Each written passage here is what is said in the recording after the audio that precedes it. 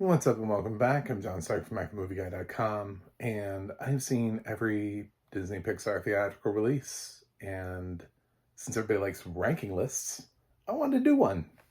So these are the 28 Disney theatrical, Pixar theatrical releases. Um, none of that plain stuff in here. None of the inspired by Pixar releases. So this is just the theatrical stuff. We're gonna start at the bottom because that's a great place to start. It immediately reveals to you who I am as a person and which film I dislike the most. Because I know you're waiting to the top. You want to know which one I like the best, and you're checking them off. Because I went through this. I watched other people do the list, and I was like, all right, he's got that film there. He hasn't said this film yet. That's good. That's good. All right, that film's moving. He still hasn't said it yet. Must mean he likes the film that I like. I felt that. Like down at the bottom, I feel like everybody knows what the first film is because I saw a couple of these, and it was all at the bottom of everybody's list. Number 28 is Cars 2. It still is. And it is for like everybody. Like I'm not done saying that I watched every single Pixar ranking list updated with Inside Out 2. But it's at the bottom of all the ones I watched. I watched like 5. Everybody had Cars 2 at the bottom. So yeah, it was such a misguided. This feels like somebody held a gun to Pixar's head and was like, "You will make a sequel." And they were like, "But we don't have an idea for we will make one with Mater." And they're like, Mater? Why would we make a sequel centered around Mater? That's ridiculous. But they did, unfortunately, for all of us. This is the only film that I truly consider rotten. Absolutely rotten. I would at least have like a debate. This would easily, if I was a tomato meter, I'd have absolutely no point. No, at all, hitting the rotten button for Cars 2. I don't even have to think about it. I do a little bit for my number 27. I was a little bit sort of in the mid for it, but I lean rotten on this. I would say it would probably end up getting rotten for me. My number 27 is Lightyear. Okay, so the parts that I like are also the parts that are in Interstellar. So, um, the rest of the film, the decision to do Chris Evans instead of Tim Allen is bizarre, considering Tim Allen is coming back for Toy Story 5. So it's like he's still Buzz Lightyear, but he's not this Buzz Lightyear.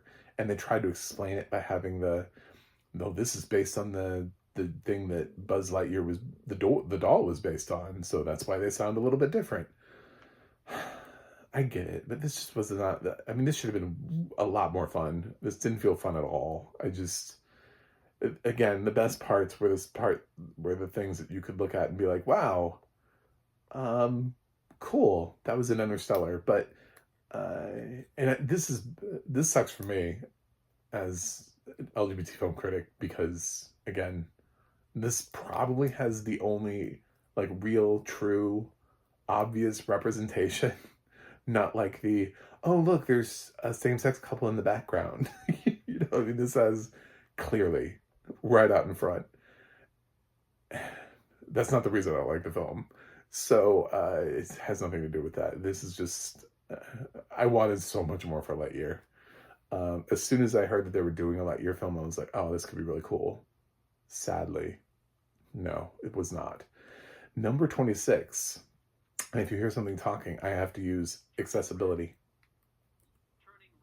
Number 26 is Turning Red. So, yeah, this is a weird film. I know some people really like this film and it jived with people, and I don't want to take that away from you. If you feel your culture represented here, fine. I thought she was a bit much. The mom was a bit overwritten. She's like running through the hallways, screaming about pads. Like she's like at her child. No one would do that. You know what I'm saying? Like they're going way too far over the top. The dad barely does anything in the film. It's just not a well-written film. There might be some representation here, but man, they worked really hard to make the mom the villain, and it lost something in the writing. I would be on the fence about whether or not to what to do here. I'm leaning rotten on this. I would maybe go rotten on Turning Red, but it would be like a high rotten at least. Because I generally like most Pixar films, and there are things to like in Turning Red. Um, I like the boy band thing. I thought that was entertaining, but there's a lot about it that I don't. Number 25, A Good Dinosaur. Again, this is sort of like you go either way. There are things here that I like. There are things here that I don't like. This film just kind of a lot of times bored me. This is like it's probably the time that I felt the most bored in a film, where it wasn't like where I could actually sit there and be like, oh, I actively dislike this Pixar film, like I did with like Cars 2, and I found things I didn't like in the other two films that I've already mentioned. With Good Dinosaur, I was just like, this this is what they have. And mainly because I know of all the canceled projects they've had over the years, and I'm like, how did Good Dinosaur make it? You know? Anyway, justice for Newt. That's my justice for Newt.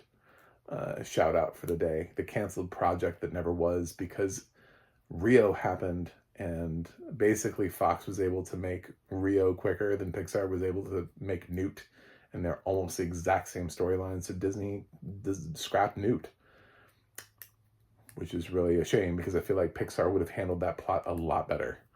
Anyway, moving on. We are to Onward. Uh, it's all right. It's got some stuff. It's fine, but it's trying so hard to bring that emotional angle in.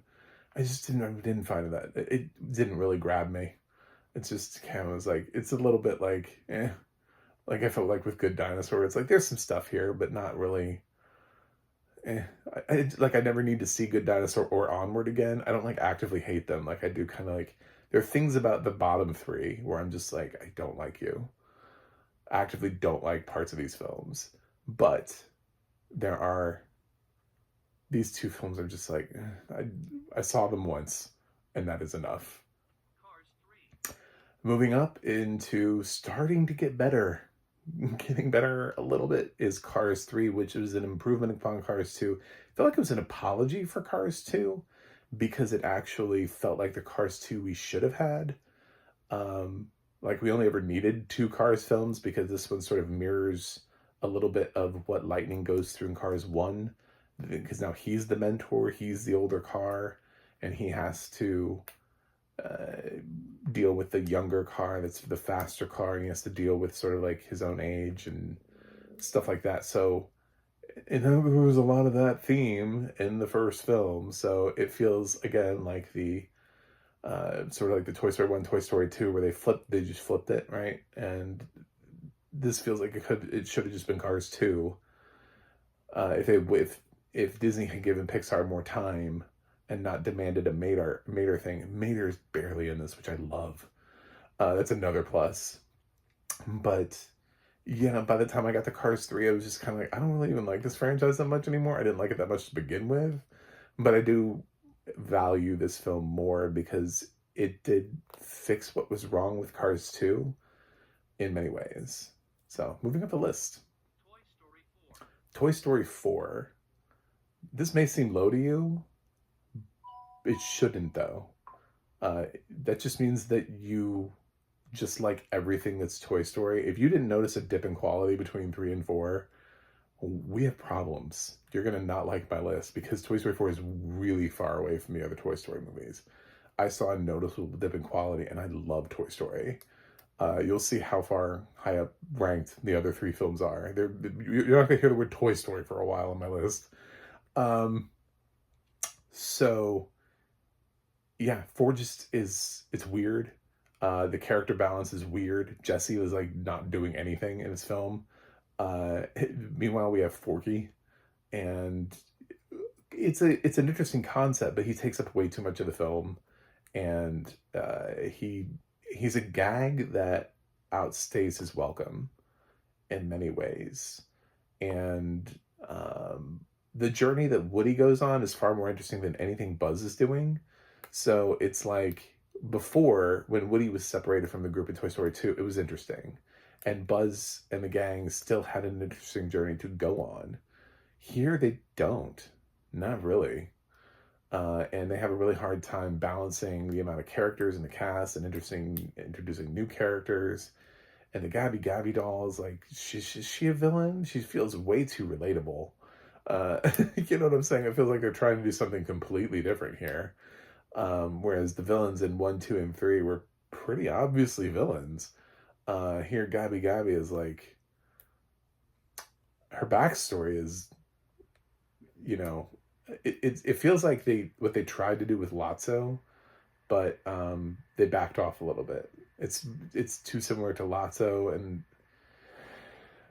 there isn't a song here that I remember like with the other films. So yeah, Toy Story 4. It's really low on my list. Moving up, Elemental. I thought this was okay. You know, it's not something that again I'm like super excited about. I'm like, oh my god, I'm gonna run and watch this 1,000 more times. It was okay. I watched the first time. I think I gave this a B. So we're at sort of that's where we're at already in the B range. We've taken another step, by the way. This is above Toy Story. There's like a break because I did not give Toy Story 4 a B. So we've leveled up into another group of grades, I guess you could say. So I actually kind of like Elemental. There's stuff here that I think is really cool. I wish they had balanced out all of the elements and we got more from all of them. I feel like they didn't do enough to fully shape out that world like I wanted. That's my biggest thing. Moving on. A Bug's Life, which has just kind of like aged in a way where I'm like, I remember liking this the first time, so I don't want to like totally bring it all the way down, but I don't really have a desire to rewatch A Bug's Life. Like it has some things I think I've seen it maybe 2 or 3 times already, and it's now as I get older, I'm like this is not one of Pixar's many films that I have an attachment to or that I want to see again.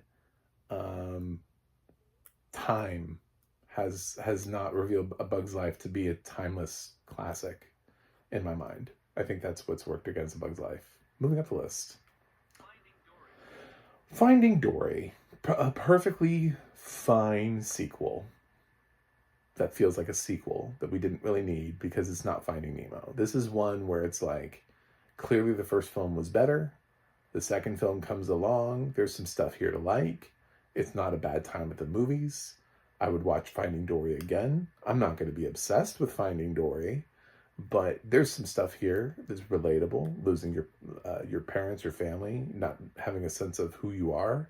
There's some messaging here that's really good. I like the addition of Ed O'Neill's character. So there's stuff here to like, but damn, you're just not Finding Nemo. Like that's the thing. It's like if you were trying for that, you swung and missed. This is kind of like what Cars 2 could have done if Pixar had wanted to make Cars 2. I don't think they wanted to make Cars 2 because they could have done a story like that for Mater and found, if they had really sat down in the room with the talented writers that they had at the time, they could have made a better Cars 2. They just chose not to. Finding Dory is like a best case scenario for Finding Nemo sequel. So anyway, I'm glad we're not finding more fish though. I'm glad there's not like a Finding Marlin. So please no more. Anyway, moving up the list. Monsters University, the prequel, which again is sort of like a best case scenario. It's not better than Monsters Inc.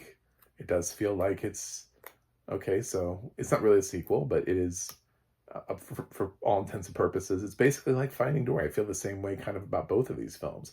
I think they're both entertaining. I like both of them. I don't love both of them.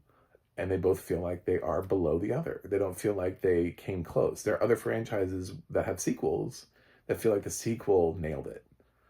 I don't feel like that happened here. Like, I clearly like Monsters Inc. more than Monsters University. So, moving up. Cars. Yeah, sort of in the same boat. This is around the same like grade level. I did kind of like the first Cars. I think a lot of it had to do with Paul Newman. And by the way, when you first watch the film and Mater, it works in the first film. If there was ever only one Cars, I don't think we would hate Mater as much as a lot of people are find him grating. It's just when you take a character that's supposed to be like a side character and then you elevate him to like co-lead and give him the amount of time and press, and it doesn't work for every single character. You have to you have to know whether or not it works, and you have to know how to make it work. It could have been disastrous for Finding Dory because Dory is that character. If you don't find the right plot for her, turning Mater into a British spy just didn't do him any justice.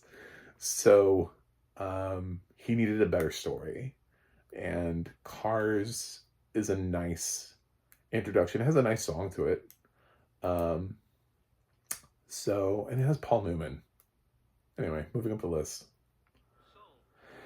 Soul.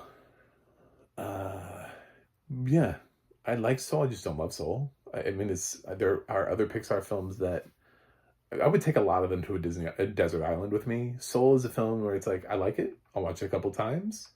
Um, it has some emotional weight to it. It did not make me cry. It's not one of the films that just really truly pulled me in.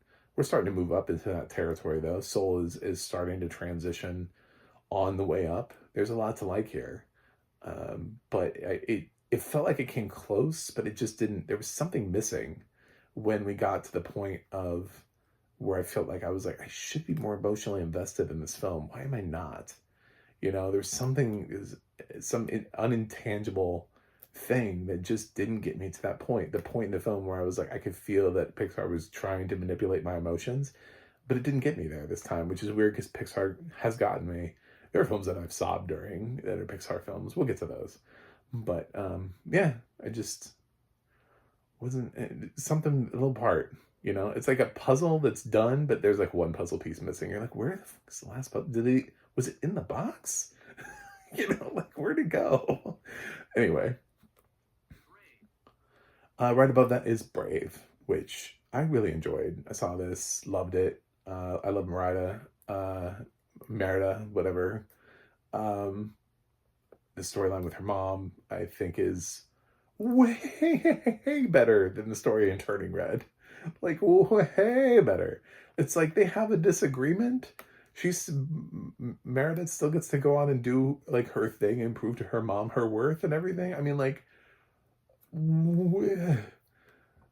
I don't know what happened between this and Turning Red, but we used to be able to handle the mother-daughter dynamic a lot better, and this is shown here where Merida has this disagreement, and then they have to try really hard to actually get this fixed, to get this whole situation fixed. So I like Brave.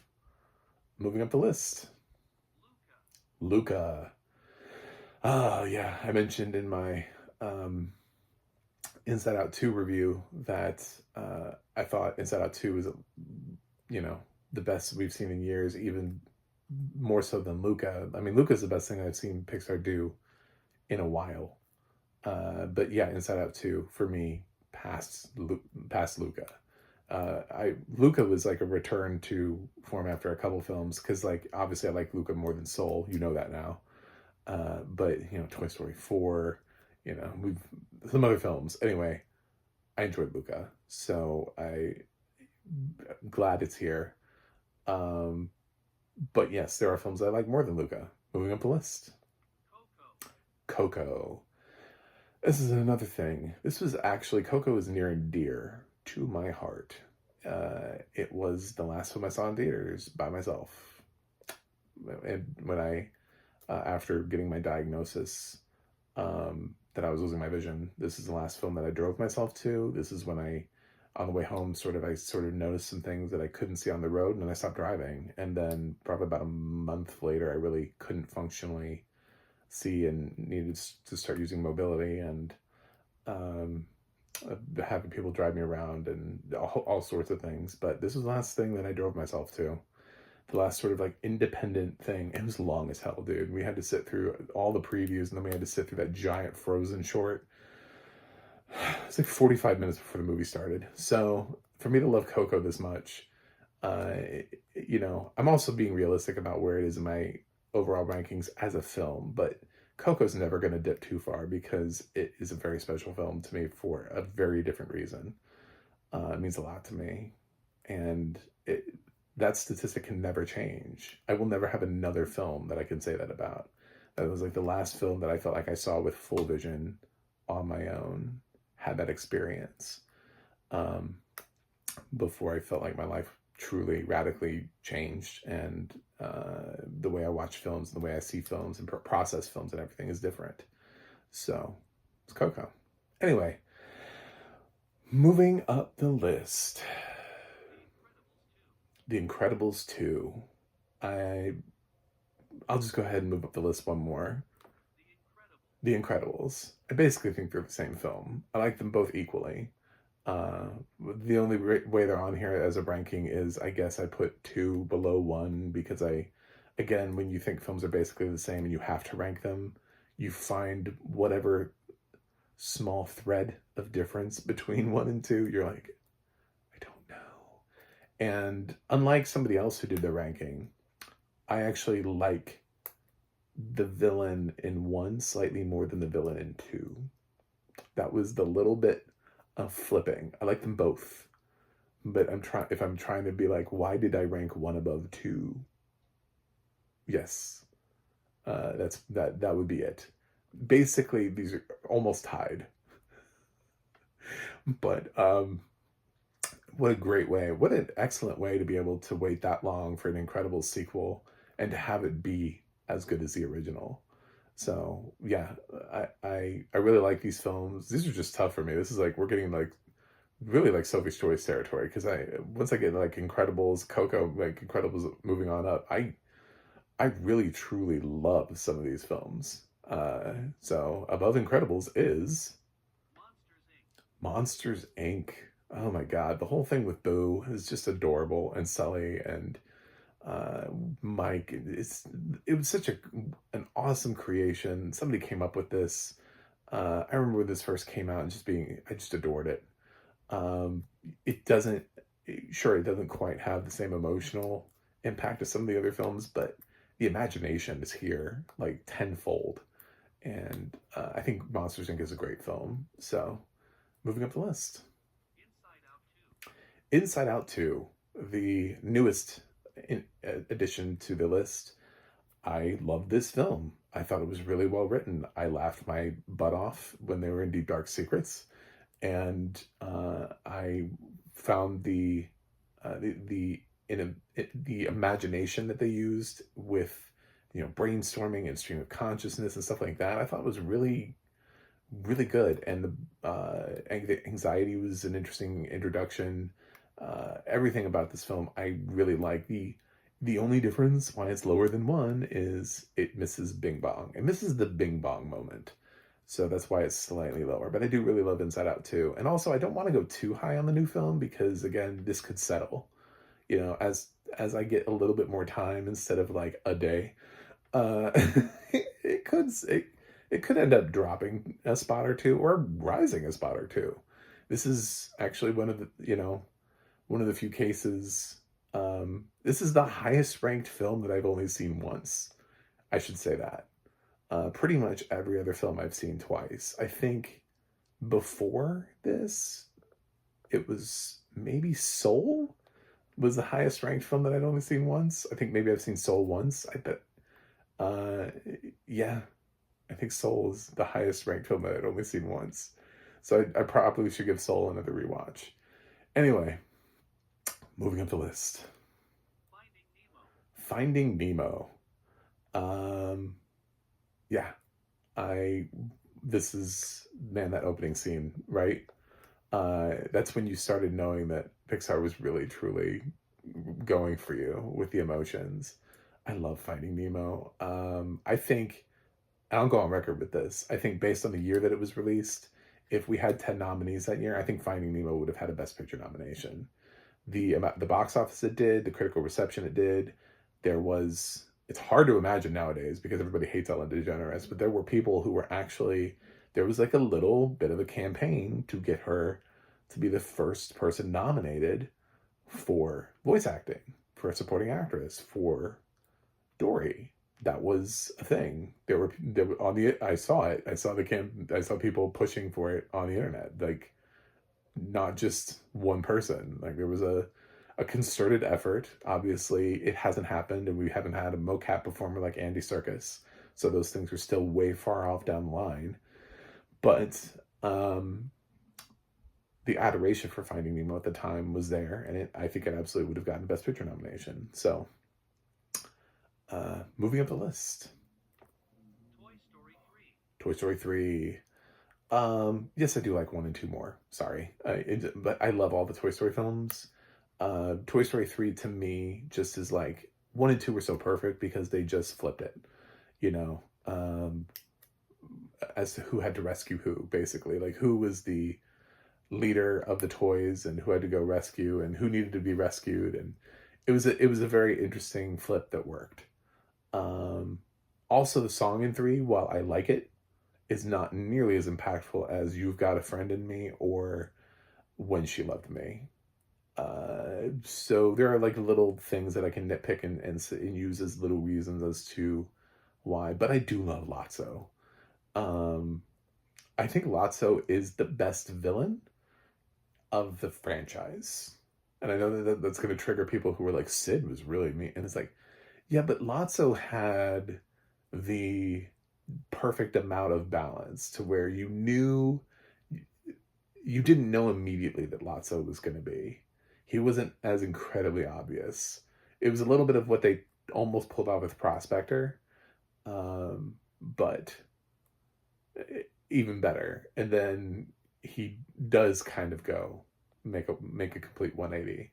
And right up at the end when they're like headed into the fire pits and stuff like that, when it really looks like it might be the end, and you're like, is Disney gonna let all the toys get set on fire? What a morbid ending. I was, I was, I didn't know what to do. I was sitting there in the theater first time I saw this, and it legit had me. I was like, who's gonna save these toys? um, but yeah, I love this film. I hope you do too. Anyway, moving up the list. Inside Out. I adore Inside Out. Bing Bong was one of the moments made me cry. First time I saw it, Bing Bong, I wasn't expecting it. I didn't know. When you see things early, when you see things before other people have a chance to react to them, you don't get things. If you remember, I'll take you back 9 years in your memory to 2015. Pixar didn't advertise Bing Bong. He was not in any of the materials for a reason. They wanted him to. So when I saw Inside Out, like opening day, I was one of the few people. It's like, if some films, when you get to see them opening day before anybody can tell you, oh, there's a twist at the end. Oh, watch out for this. You can really get hit with something, you know? Like the people who saw The Sixth Sense, like at the beginning, before anybody ever told them about a twist, before anybody told them about, they had a really amazing experience. Now, for me, I didn't see it opening day, so I already heard the buzz, like, oh, the twist at the end, oh my God. So it's like you're trying to figure out what the ending is. You're like, I don't know, what is it? What could it be? What is it? And then you're like, oh my God, wow, cool. But for those people who didn't know, man, and that's kind of what Inside Out was day one. I was like, what is this Bing Bong character? Man, we're spending a lot of time with this Bing Bong character. I thought he was just kind of like the silly character, the silly side character that we weren't going to see very much of. And I didn't realize how much he pulled me in, and then he had me, and then when he got me. Pixar got me. So,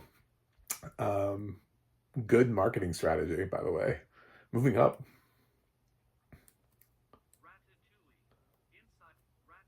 Ratatouille. Ratatouille. Anyone can cook. I adore this movie. This is so hard for me because I think I'm already at a point where I'm like desert islanding these films. I think at least Toy Story 3 up, films at desert island. I mean, if I had like an IMDb top 250, I think safely, for sure, Toy Story 3 up. I'll make the list. And that's without acknowledging the rest of the live action films. I think certainly where I'm at right now, all these films would be in the top 250 films of all time. These films are deeply special to me, and I do. Um, I do love Ratatouille. I've seen it so many times. I don't know how I've seen. This is a happy place movie for me. It's weird to watch a rat cook because it's so disgusting, but there's a charm here. And I liked Ratatouille way more than everybody else did because Ratatouille is not as high for many people, but I don't know what it is about Ratatouille. I don't know what it is about the charm of Ratatouille, about having Remy in this part. And sure, there isn't like a huge moment where you like sit there and cry, but um, I don't know. I just really love Ratatouille. It makes me happy. So, moving up the list to Toy Story. Again, I have to kind of figure out some way to rank the Toy Story films in addition to all of the other non-Toy Story films that I love fully, completely with all of my heart. So I do think Toy Story 2 is better, which is why you're hearing Toy Story before Toy Story 2. I do think they improved upon the formula. Some people have mentioned that because this is the first one, that obviously Pixar's animation has gotten better. I don't think that's a reason to hold it against it. I think the film is still brilliant and works, especially now that I'm a blind film critic and now that I've rewatched Toy Story. It's like I can go back through this film and I don't know what the animation looks like. I don't know how it's aged. It sounds great. It's fun. It's something I really enjoy. So it's brilliant. This is a great start to the legacy of Pixar. So, moving up. In third place, the winner of third place is Up. I don't know, man. I don't know what to tell you. This got the most cries from me. This movie makes no sense, but this movie got the most cries. I was emotionally manipulated at the very beginning, like most people were. I still can't watch that scene. Like as a blind person, it has a little bit less impact, but to me, still, it still is like the scene, man. It's like this is so sad. The beginning is so sad. I don't know that this film is for kids. I would argue that Up is probably the first film that they made for adults. Because I don't know. As a little kid, I just what if I'd seen this at 5? I don't think that like Up would even register to me. There's a talking dog. Like what here?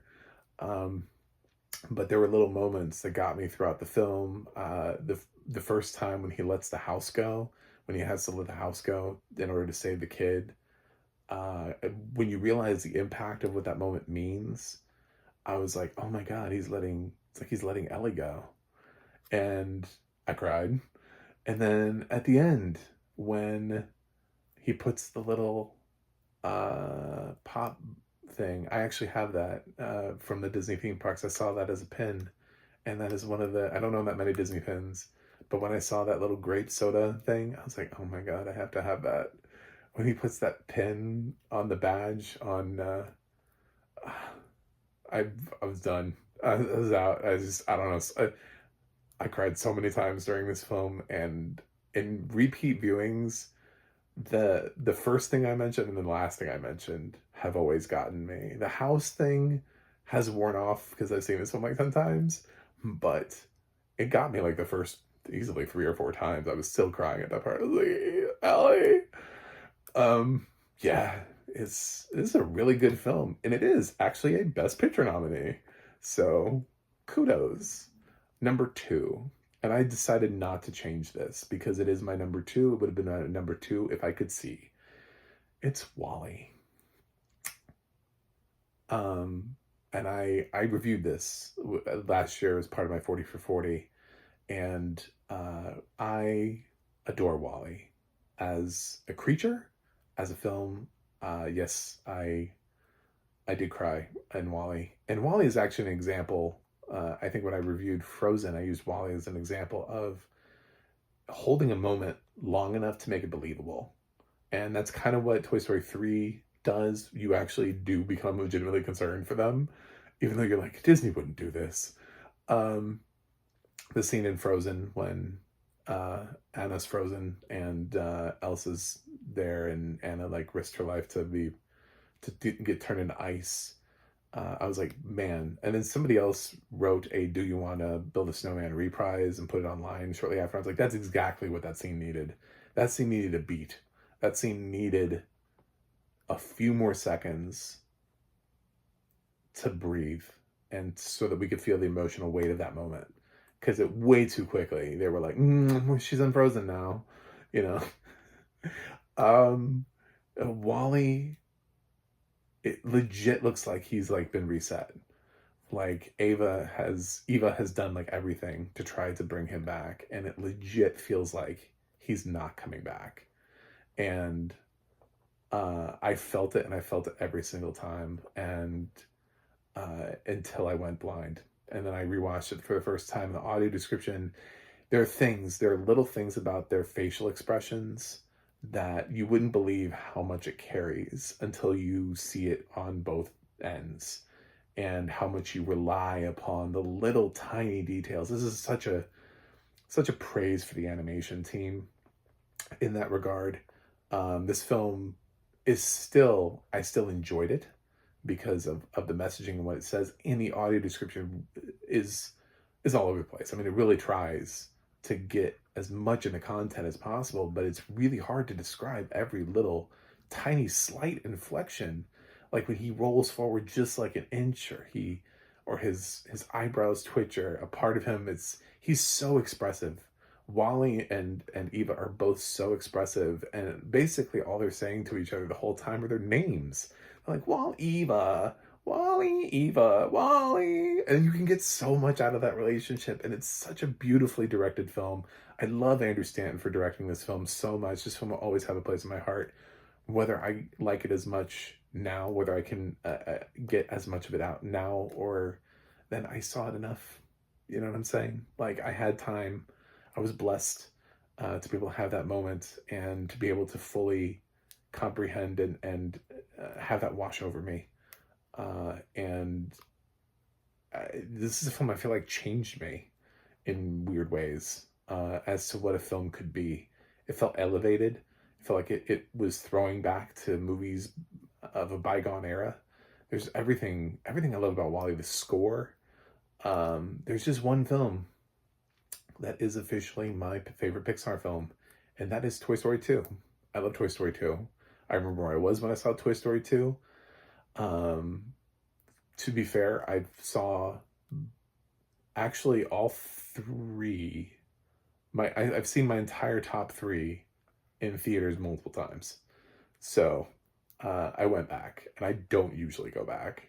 It's rare for me to go back to theaters, but I remember seeing and where I saw Toy Story 2, Wally, and Up, um, at least twice in theaters. So, and this was harder for me because this was released at a time when I couldn't drive. So it's see Toy Story 2 twice in theaters. It's a little bit more of a chore. Yeah, I don't know. I feel like Toy Story 2 is the perfect. It's like it knew what worked about Toy Story, and somehow they figured out how to make it better. You know, they figured out how to take everything that was right about a film that was already perfect and somehow make it more perfect, like without overdoing it. Like, it's not overdone. I love Jesse's song. Jesse's song is my favorite song in a Pixar film. When She Loved Me is a beautiful moment in film.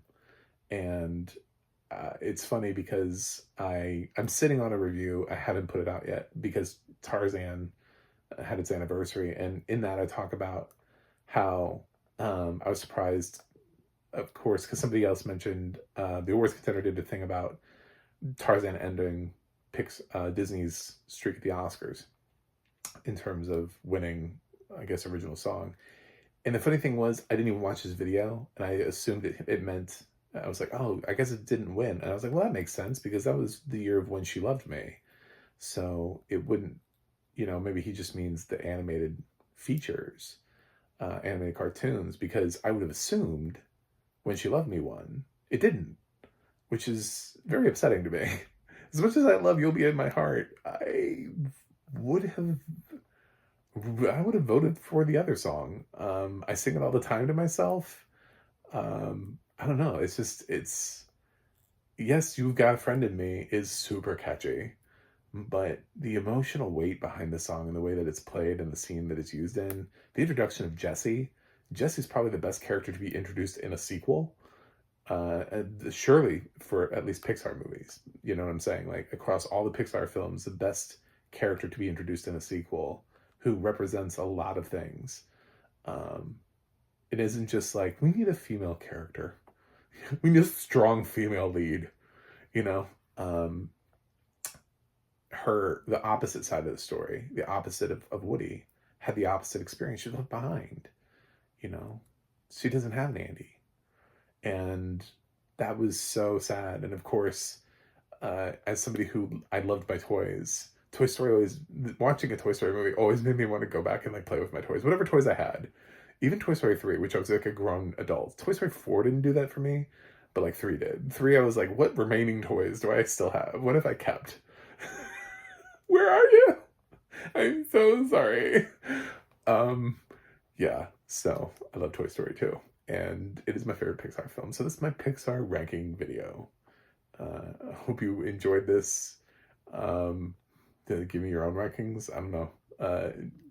Troll me if you think I didn't respect your film enough. If your film is Cars 2, I really don't care. You can troll me, I'm just not gonna listen. But I'd be highly suspect of anybody who had Cars 2 above. If it wasn't in their bottom 5, I would be like, what's happening here? It's okay if it's not your worst film. If there's something else you dislike more, fine. It should not be in the top half of anybody's list. So, not even the people who made it.